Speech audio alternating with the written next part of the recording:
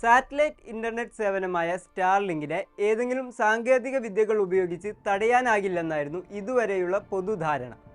എന്നാൽ റഷ്യക്ക് പിന്നാലെ സാക്ഷാൽ ഇലോൺ മസ്കിന്റെ സ്റ്റാർലിങ്കിന്റെ പ്രവർത്തനങ്ങൾക്ക് വിലങ്ങിട്ടിരിക്കുകയാണ് ഇറാനും.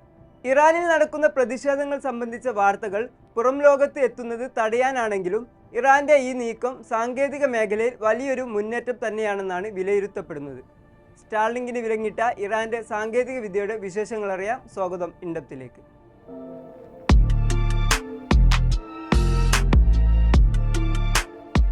ഇറാനിൽ സർക്കാർ വിരുദ്ധ പ്രക്ഷോഭങ്ങൾ ശക്തമായതിനെ തുടർന്ന് രാജ്യം കടുത്ത ഇന്റർനെറ്റ് നിയന്ത്രണങ്ങൾ ഏർപ്പെടുത്തിയിരുന്നു.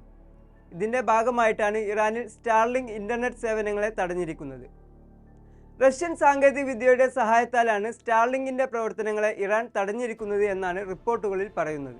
ഇന്റർനെറ്റ് ജാമിങ്ങിനായി ഇറാൻ റഷ്യൻ നിർമ്മിത സൈനിക ഉപകരണങ്ങൾ ഉപയോഗിച്ചതായാണ് വിവരങ്ങൾ. സ്റ്റാർലിങ്ക് ഉപഗ്രഹങ്ങളുമായി ബന്ധപ്പെടാൻ ഉപയോഗിക്കുന്ന GPS സിഗ്നലുകളെ തടസ്സപ്പെടുത്തിക്കൊണ്ടാണ് ഇത് സാധ്യമാക്കിയത് എന്നാണ് റിപ്പോർട്ടുകൾ പറയുന്നത്. കിൽ സ്വിച്ച് എന്നാണ് ഈ നടപടിയെ ഇറാൻ വിശേഷിപ്പിച്ചിരിക്കുന്നത്. ഇറാനിലെ സ്റ്റാർലിങ്ക് ട്രാഫിക്കിന്റെ ഏകദേശം 80% ഇത്തരത്തിൽ തടസ്സപ്പെട്ടതായാണ് റിപ്പോർട്ടുകൾ സൂചിപ്പിക്കുന്നത്. മുൻപ് സ്റ്റാർലിങ്ക് തടയാൻ പ്രയാസമാണെന്ന് കരുതിയിരുന്നെങ്കിലും ഇപ്പോഴത്തെ ഇറാന്റെ കിൽ സ്വിച്ച് പ്രയോഗം ഈ അവകാശവാദത്തെ തള്ളിക്കളഞ്ഞിരിക്കുകയാണ്. രാജ്യത്തെ പ്രതിഷേധങ്ങളുടെ ദൃശ്യങ്ങളും വിവരങ്ങളും പുറം ലോകം അറിയാതിരിക്കാനാണ് സർക്കാർ ഈ കടുത്ത നടപടി സ്വീകരിച്ചിരിക്കുന്നത് എങ്കിലും ഇത് സാങ്കേതിക വിദ്യയുടെ കാര്യത്തിൽ വലിയ മുന്നേറ്റമായിട്ടാണ് വിലയിരുത്തപ്പെടുന്നത്. അതേസമയം ഇന്റർനെറ്റ് ബ്ലാക്കൗട്ട് നേരിടുന്ന ഇറാനിലെ ജനങ്ങളെ സഹായിക്കാനായി സ്പേസ് എക്സ് ഇറാനിൽ സ്റ്റാർലിങ്ക് വരിസംഖ്യ ഒഴിവാക്കിയതായും റിപ്പോർട്ടുകളുണ്ട്. ഇറാനിലുള്ളവർക്ക് നിലവിൽ പണമടക്കാതെ തന്നെ സേവനം ലഭ്യമാക്കാൻ ശ്രമിക്കുന്നുണ്ട് എന്നാണ് അധികൃതരുടെ വിശദീകരണം. ഇറാനിൽ ഇന്റർനെറ്റ് പൂർണ്ണമായും നിലച്ചതായും സ്റ്റാർലിങ്ക് സേവനങ്ങൾ വളരെ കുറഞ്ഞ രീതിയിൽ മാത്രമേ ലഭ്യമാകുന്നുള്ളൂ എന്നും ഇന്റർനെറ്റ് നിരീക്ഷണ ഏജൻസിയായ നെറ്റ് ബ്ലോക്സും സ്ഥിരീകരിച്ചിട്ടുണ്ട്. ഉക്രൈൻ യുദ്ധത്തിൽ റഷ്യ സ്റ്റാർലിങ്കിനെ നേരിട്ട അതേ രീതിയിലുള്ള ജാമിംഗ് സാങ്കേതിക വിദ്യയാണ് ഇപ്പോൾ ഇറാനും പരീക്ഷിക്കുന്നത്.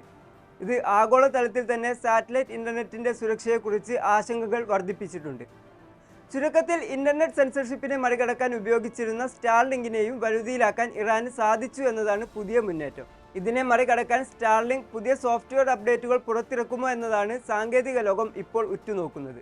ഇറാൻ മാത്രമല്ല, ലോകത്തെ മറ്റ് ചില പ്രബല രാജ്യങ്ങളും സ്റ്റാർലിങ്ക് ഇന്റർനെറ്റ് സേവനം തടസ്സപ്പെടുത്താൻ സമാനമായ സാങ്കേതിക വിദ്യകൾ വികസിപ്പിക്കുകയും പ്രയോഗിക്കുകയും ചെയ്യുന്നുണ്ട്. പ്രധാനമായും റഷ്യ, ചൈന എന്നീ രാജ്യങ്ങളാണ് ഈ രംഗത്ത് മുന്നിലുള്ളത്. റഷ്യയാണ് സ്റ്റാർലിങ്ക് തടസ്സപ്പെടുത്തുന്നതിൽ ഏറ്റവും കൂടുതൽ പരീക്ഷണങ്ങൾ നടത്തിയിട്ടുള്ളത്. ഉക്രൈൻ യുദ്ധത്തിൽ ഉക്രൈൻ സൈന്യം സ്റ്റാർലിങ്കിനെ അമിതമായി ആശ്രയിക്കുന്നതിനാൽ അത് തടയാൻ റഷ്യ നിരന്തരം ശ്രമിക്കുകയും അതിൽ വിജയിക്കുകയും ചെയ്തിരുന്നു. ചൈന നേരിട്ട് സ്റ്റാർലിങ്ക് സേവനങ്ങൾ രാജ്യത്ത് അനുവദിച്ചിട്ടില്ലെങ്കിലും യുദ്ധ സാഹചര്യങ്ങളിൽ അതിനെ എങ്ങനെ തകർക്കാം എന്നതിനെക്കുറിച്ച് വ്യാപകമായ ഗവേഷണങ്ങൾ നടത്തുന്നുണ്ട്. ഡ്രോൺ ഉപയോഗിച്ചുള്ള ജാമിംഗ് ആണ് ഇതിൽ പ്രധാനപ്പെട്ടത്. ഒരു വലിയ പ്രദേശം മുഴുവൻ സ്റ്റാർലിങ്ക് തടസ്സപ്പെടുത്താൻ ആയിരക്കണക്കിന് ഡ്രോണുകൾ ഉപയോഗിച്ച് സിഗ്നൽ ജാമിംഗ് നടത്താനുള്ള സാങ്കേതിക വിദ്യ ചൈനീസ് ഗവേഷകർ വികസിപ്പിക്കുന്നുണ്ട്. സ്റ്റാർലിങ്ക് ഉപഗ്രഹങ്ങളെ നേരിട്ട് തകർക്കുന്നതിനോ അവയുടെ പ്രവർത്തനം സ്തംഭിപ്പിക്കുന്നതിനോ ഉള്ള ലേസർ ആയുധങ്ങളും ചൈനയുടെ പക്കലുണ്ട്.